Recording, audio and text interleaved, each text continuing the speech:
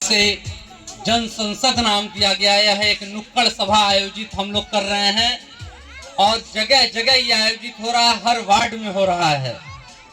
आज यह दूसरी जन संसद का आयोजन किया गया है और इस जन संसद का उद्देश्य क्यों और इसका नाम क्यों जन संसद रखा गया, ये सब बताने से पहले मैं सबसे पहले आप पिछड़े, दलित और अल्पसंख्यक समाज के भाइयों, बहनों, माताओं का अपने हृदय से हम स्वागत, अभिनंदन हम आपका करते हैं, क्योंकि आपकी शक्ति के बिना कोई भी पार्टी, कोई भी संगठन, कोई भी व्यक्ति अधूरा है।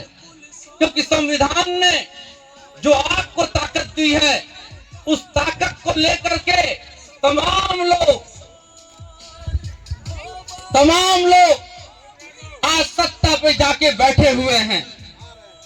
वो ताकत वोट की ताकत है और वोट की ताकत को कभी जात के नाम पर, कभी धर्म के नाम पर, कभी अलगाववाद के नाम पर, कभी मस्जिद के नाम पर, कभी मस्जिद के नाम पर, कभी राम के नाम पर, कभी अल्लाह के नाम पर बांटने और प्रभावित करने का काम किया गया है। और अगर कुछ नहीं मिला तो 500 रुपए गांधी जी वाली नोट के दम पर इधर उधर करने का काम किया गया। मैं झूठ बोल रहा हूं तो बोलिए, सही बात है ना? क्यों ऐसा किया जाता है? सबसे अधिक आबादी किसकी है इस देश में, आप बताइए? पिछड़ों की, दलितों की और अल्पसंख्यक समाज की। अगर आपको मैं बता देना चाहता हूं, अगर इन तीनों की आबादी मिला दी तो देश का 90% भाग इसी का होता है। 140 करोड़ की जनसंख्या में 120 करोड़ की जनसंख्या हमारी है, मगर राज कौन कर रहा आप बता दीजिए। आप बता दीजिए साल भर के अंदर इसमें से कितने परिवार के लोगों को, या 5 साल के अंदर इसमें से कितने परिवार के लोगों को सरकारी नौकरी मिली है? कितने युवा भी बैठे हुए हैं, बताएं हाथ उठा करके कि मेरे भाई को, मेरे चाचा को, मेरे बेटे को नौकरी मिली है सरकारी। किसी तरीके से आपको जीने की केवल मोहलत दी गई है, किसी तरह आप अपना जीवन काटिए। आपको वोट की ताकत आप चलत, मगर कलम चलाने की ताकत किसी और को आपने दे दिया है। तो ये ओबीसी पार्टी क्यों बनी, इसमें ही जान लीजिए। ये ओबीसी पार्टी, ये वाक्य है फरवरी 2023 का। हम लोग, कुछ लोग सामाजिक कार्यकर्ता लोग बैठे हुए थे, आपके समाज के, हमारे समाज के, यादव समाज, निषाद समाज, पिछड़ा समाज, अल्पसंख्यक समाज, दलित समाज के लोग बैठे हुए थे। उनके प्रतिनिधि से चर्चा हुई कि भैया 90% वोट तो हमारा है, वोट तो हम देते हैं, मगर राज सौंप दिया जाता है किसी और को। और जो हमारे आपके बीच का होगा वही ना हमारी आपकी तकलीफ को समझेगा। जो हमारे आपके बीच का है ही नहीं, वो क्या हमारी तकलीफ को समझेगा? और कुछ लोग जो हमारे और आपके बीच के भी हैं, वो बिक जाते हैं। आप सोचते हैं कि अरे ये तो मेरी जात का, इसको टिकट मिला, इस पार्टी ने दिया है, मगर उस पार्टी का मुखिया कौन है, इस बात को देखिए आप। उसको चलाने वाले हम आप तो कार्यकर्ता हैं साहब। हम आप तो बस वो होता है ना शतरंज के प्यादे, वो प्यादे हम हैं। राजा रानी का खेल तो कहीं और से सेट होता है। तो जब हम लोगों ने चर्चा किया, हमने 1350 आरटीआई किया। आरटीआई जो सूचना का अधिकार है हमारा, उस सूचना के अधिकार से अंतर्गत हमने पूछा, ये बताइए देश की सबसे सर्वोच्च न्यायालय सुप्रीम कोर्ट, कितने लोग वहां दलित समाज के, कितने लोग वहां ओबीसी समाज के और कितने लोग अल्पसंख्यक समाज के जज बने हैं, बता दिया जाए तो पता चलता है 1% लोग भी नहीं है। और चीफ जस्टिस ऑफ इंडिया तो भूल जाइए, जो सर्वोच्च न्यायालय का मुख्य न्यायाधीश, आज तक कोई हमारे 90% आबादी का आदमी बना ही नहीं। क्या हमारे लोग योग्य नहीं हैं? योग्य हैं, मगर वहां क्या सिस्टम लागू है? कॉलेजियम का, जो राजतंत्र में लागू होता था। जब हमने सेंट्रल सेक्रेटरीट में आरटीआई करके पूछा कि अच्छा बताइए यहाँ ओबीसी, एससी, एसटी, माइनॉरिटी के कितने अधिकारी हैं जो देश चलाते हैं, जो देश की योजनाएं बनाते हैं, रोजगार सृजन करने का काम करते हैं, आरक्षण को लागू करने का काम करते हैं, तो पता चला 90 में से 90 वहां अधिकारी हैं जो पूरे देश का संचालन करते हैं सेंट्रल सेक्रेटरीट में। उसमें मात्र 5 हमारे लोग हैं ओबीसी, एससी, एसटी, माइनॉरिटी की। अब आप बताइए कि वो आपके लिए योजना बनाएंगे कि किसी और के लिए। हमको क्या मिलता है? नीचे की तिरछी मिलती है, मलाई तो ऊपर का कोई और खा जाता है। हमें कहा जाता लो तुम भी, तुम्हारे लिए भी भीख दे रहे हैं। तो जब ऐसे हाथ कटोरा लेके आप किसी से मांगने जाएंगे, भीख मिलेगा, अधिकार नहीं मिलेगा।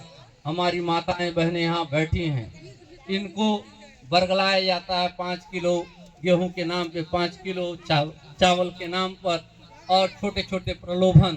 अरे अब अधिकार मांगने, और अधिकार मांगने से नहीं मिलता है, लड़ने से मिलता है, आवाज बुलंद करने से मिलता है, संघर्ष करने से मिलता है। अगर कुछ न हो तो आपको बाबा साहब अम्बेडकर के संविधान ने इतनी बड़ी ताकत दी है, मगर उस ताकत को हम लोग पहचानते ही नहीं है।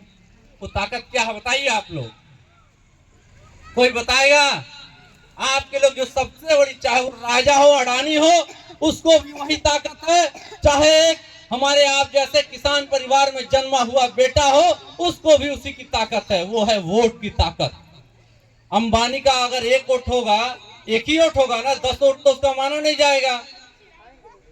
तो उस वोट की ताकत को अगर हम लोग पहचान लें तो ओबीसी पार्टी,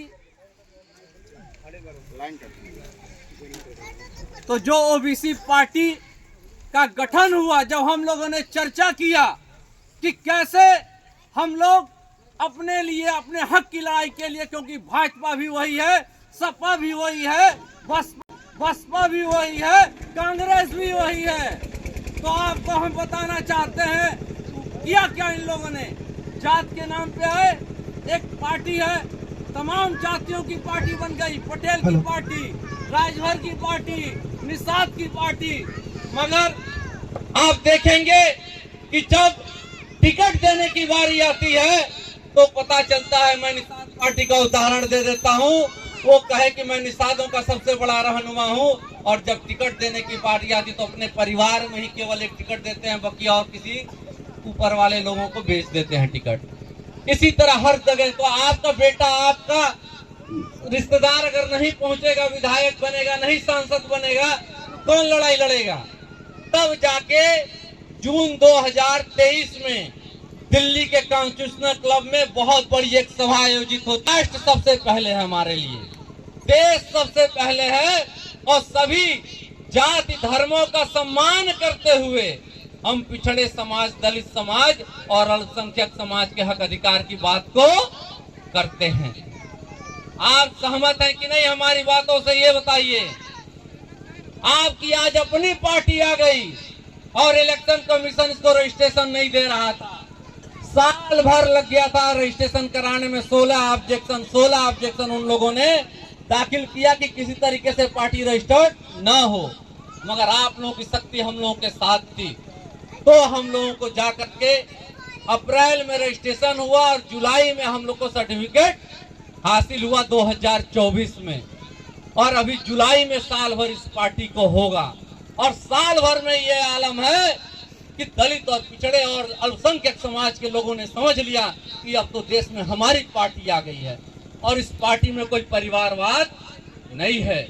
क्यों नहीं है? क्योंकि देख लीजिए जितनी भी पार्टियां हैं वो केवल अपने परिवार में ही राज सत्ता सौंपती हैं, चाहे वो उत्तर प्रदेश की बात हो, चाहे बिहार की बात हो, चाहे दिल्ली की बात हो, चाहे देश की बात हो। रुपया लगेगा इसमें, अरबों रुपया लगेगा। अरे कैसे लगेगा? जब हम लोग एक मुट्ठी बांध लेंगे, हमारा वोट है, खरीदते तुम हो, और जब हम बिकेंगे ही नहीं तो किसकी हैसियत है हमारा मूल्य लगाएगा? हमारा तो क्या हम बिकने वाली चीज है कि हमारा दाम लगा के जात के नाम पे, धर्म के नाम पे, क्षेत्रवाद के नाम पर, भाई भतीजावाद के नाम पर तुम हमको बेचोगे? हमारा तुम दाम लगाओगे? हम सामान नहीं है, हम जिंदा कौमें हैं। हम वो कौमें हैं जो अपना कर्म करते हैं तब खाते हैं, केवल पूजा पाठ और माला जप करके हम काम करने का काम नहीं करते हैं। हम रोजी रोटी अपनी कमाते हैं जिससे देश चलता है। अगर जीडीपी में, देश के विकास में किसी का योगदान है तो इस 90% आबादी का है। 10% वाले तो बैठ कर केवल राजनीति कर रहे हैं, राज भोग रहे हैं। आपको संकल्प ले लेना चाहिए कि अगर आपके वार्ड का चुनाव हो, आपके विधानसभा का चुनाव हो, आपके संसदीय क्षेत्र का चुनाव हो, तो आप अपनी मजबूती दिखाइए। क्योंकि अभी देखिए कोई आ जाएगा कहेगा समाजवादी पार्टी है, यादव मुसलमानों की पार्टी है, कोई आ जाएगा निषाद अरे निषाद की पार्टी है, कोई आएगा बीएसपी को कहेगा अरे ये तो दलितों की पार्टी है। मगर आप बताइए क्या ये लोगों को वहाँ हक अधिकार मिलता है? नहीं मिलता है। वहाँ सबसे अधिक उपेक्षित तो यही लोग हैं, मगर 10% वालों को हर जगह ऊपर उनको तैरते हुए मिलेगा, सब उनके नतमस्तक हैं। तो आज जो यह जनसंसद आयोजित हुई है, इस जनसंसद में यह प्रस्ताव किया जाता, हम लोग जाति जनगणना की मांग कर रहे हैं। आज सरकारें जाति जनगणना क्यों नहीं करा रही हैं?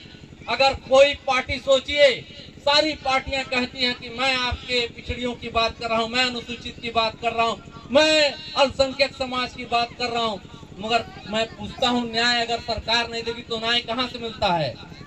न्यायालय बना है, कोर्ट बना है ना। तो आज तक कोई पार्टी कोर्ट जाकर के जाति जनगणना करने की बात क्यों नहीं की? केवल सामाजिक कार्यकर्ता जाते हैं, सामाजिक संगठन जाते हैं।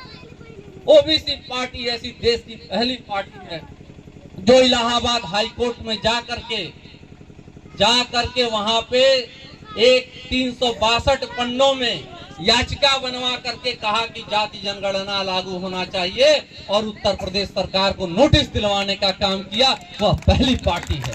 आपके लिए हम लोग तो गठित हुए साल भर भी नहीं हुआ, मगर इस साल भर में हम लोगों ने सरकार के नाक में दम रख दिया है। क्यों? क्योंकि उन्हें डर हो गया है कि अगर ये पार्टी कहीं फैल गई, हम लोग का बोरिया बिस्तर बंद हो जाएगा और राज चुनो दलित और अल्पसंख्यक समाज के हाथ में आ जाएगा। आज जिस तरीके से अलगाववाद है, वो अलगाववाद हम नहीं होने देंगे।